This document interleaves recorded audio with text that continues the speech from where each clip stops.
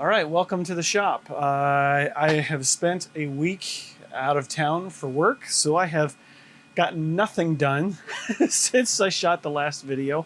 So today I'm going to show you guys what I'm doing to sort of fix things.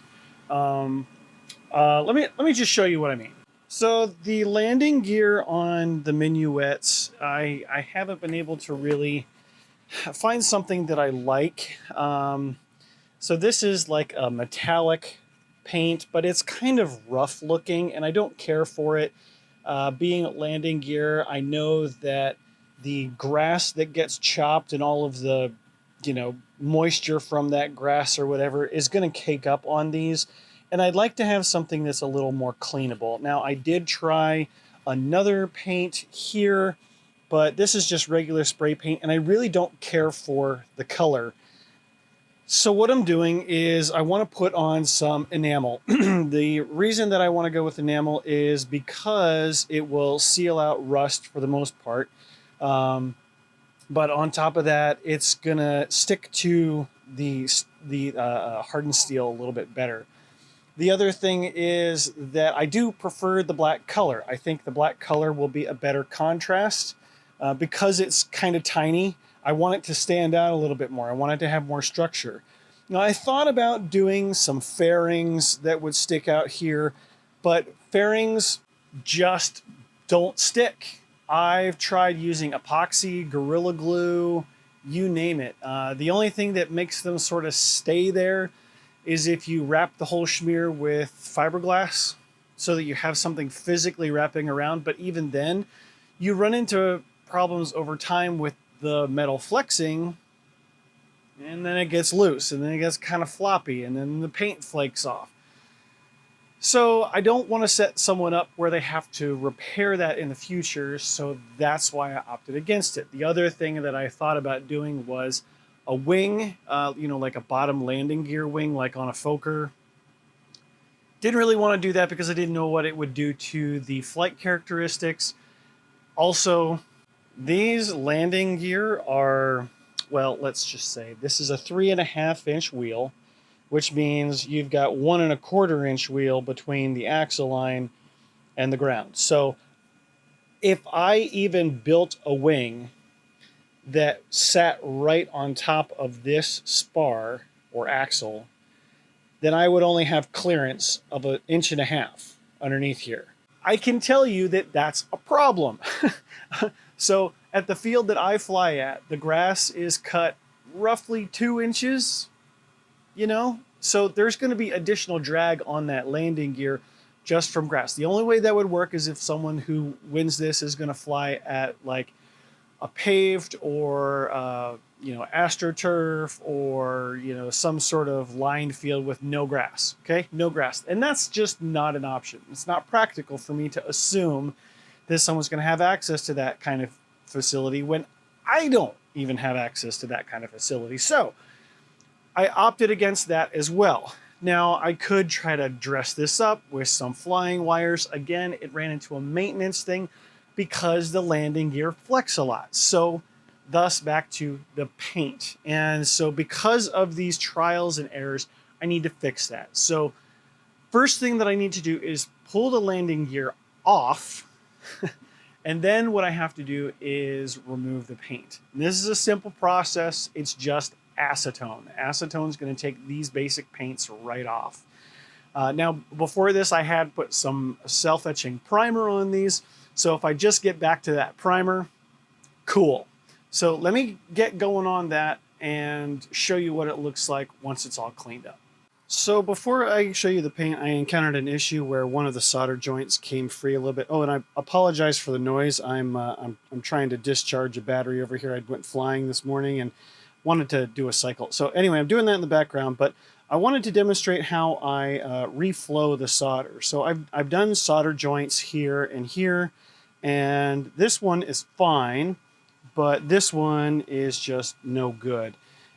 You can see a little bit how it moves, but I've got it clamped in here, mostly how I want it, but I wanted to clamp it in a different position than I originally soldered it. I've taken acetone and flushed it through there as much as I can. I've been able to shimmy this around as well as redo some sandpaper on it so that it's a nice rough surface. So what I'm going to do is I'm going to take my blowtorch and I'm going to heat the area and let the solder reflow. It's going to get shiny, and then at the same time I'm going to apply some additional flux on the end of my metalwork solder and see how that holds up. So I'm not using a, I'm not doing that. Just a little bit of heat. But I'm heating the whole area. I'm not just heating the joint. I want the metal around it to be hot as well. I kind of want to go from the behind. All right, it's just reflowing now. Great. So now I'm going to take the heat away. Let that flux go down in there. Now I'm going to reapply heat. Add a little more solder. And that's it. We're going to let this cool off. I'm not going to quench it. I'm just going to let it cool off on its own. And then once this is cool, I'll wipe it with some additional acetone. My other trick that I also highly recommend if you don't have acetone for this kind of job, for the cleanup, obviously you want acetone for the prep job, but isopropyl alcohol will also work. But I definitely recommend cleanup with ketchup. Simple ketchup and an old toothbrush will clean all the extra flux up perfectly. All right, so back in the frame again, we're looking at the joint, and while there isn't a big puddle of solder here like on this side is looking pretty good. It is nice and sturdy. It's not, rotating or twisting anymore. So this should be good to go. Sometimes this happens on your landing gear assemblies. So I thought I'd just take a quick minute to show you guys how to reflow your solder. It's not a big deal, just takes a couple of minutes. And here's what we're left with. We have clean metal, clean bare metal. Once again, I had to use a little bit of a brush to get around the joints to get all of the paint off, but not a big deal. Acetone made pretty quick work of it. So I've, obviously been handling these, and the joints have held up after the repair. That one's been perfect as well. So I've got things taped off where I don't want paint, and specifically that's where the axles are for the wheels, and also this part here that goes into the fuselage. The reason I didn't want to put it there is because if you ever have to service this and get it off, over time the paint might get gummy and be a little more trouble to get out of these holes. So that's why I did that. Now, that risks a little bit of rust, but I'm okay with that. Now, sometimes you can just put a coat of clear, and I certainly can do that. I have a matte clear that I can put over top. I've even seen people do touch-ups with clear nail polish where they're trying to prevent rust. Okay, so here's my deal. Usually the life of these models is far less than the life of the metal that we put on it. Because this is treated steel, it's music wire, right? It's designed to flex. It's not mild steel. It's going to last a little bit longer, and on top of that, it's going to give it a little bit more character, in my opinion. So I'll let it naturally weather. Again, this is a preference, but just pointing it out as an option for you guys if you want to consider that. So all of that being said, I am going to pull off the tail skids, and I'm going to do a wipe down of acetone with these as well. Just again to protect them a little bit with the enamel. But I know that, obviously this is going to get worn down a little bit over time. That's fine. I don't care. But yeah, just give it a little bit of protection, a little bit more character with the black, and we'll be good to go. So my fingers are kind of black, and that's after putting some acetone on them. So don't expect this to be a clean process. Highly recommend some gloves. Obviously, paint outside if you don't have access to a paint booth where the fumes and stuff are going to be pulled. Especially working with acetone as well. So acetone is very volatile. I have a very good circulation in my home, especially down here in the basement. So I'm not terribly worried about that with the small amount of acetone that I'm using. Yeah, so those are some of the safety things, but also look at the results. I am just pleased as punch about that. Both of these look really good, and there's really good contrast between the model itself and the landing gear. It doesn't sort of disappear. I really wanted to try to bring out these lines of the landing gear, especially with how the silver kind of, in certain angles, it just sort of disappears. You don't really see it. So being able to have the profile stand out like that is really going to help with orientation in the air. Now, if you're not familiar with these models, I'm going to just say right now that you need to head over to the Dubro YouTube channel or Facebook page, whichever you prefer, and check out what they're doing there. These are the giveaway models that I am building for them, and it's been a lot of fun. These are old school Model Works minuets, and clearly I'm doing an electric and a glow version, right?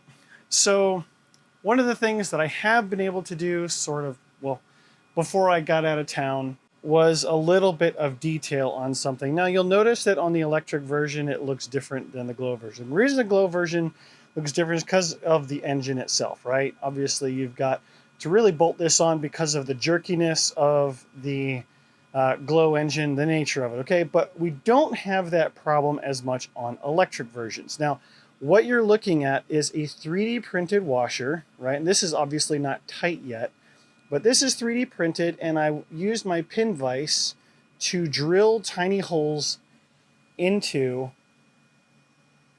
the print. Oh my gosh, see, it's so small that I can't even focus on it that well.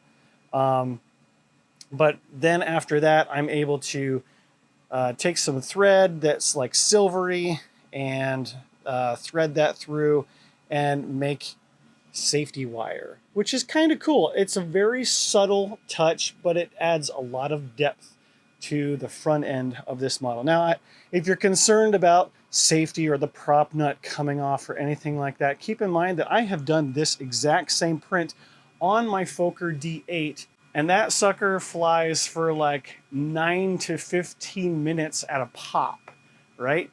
Much bigger prop. It's shoot, what did I do? 22-inch prop, huge.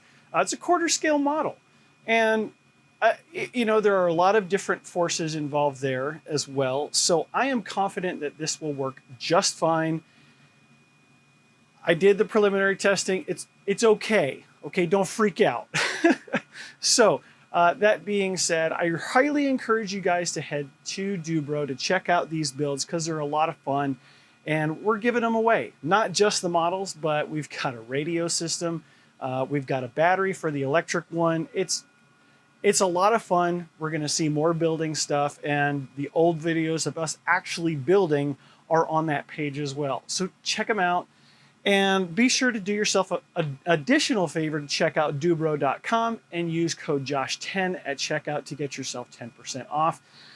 Just get the building supplies that you guys need to get your flying works of art in the air. I gotta go, guys. I gotta do more building. So I'm just gonna go keep on working on these flying works of art.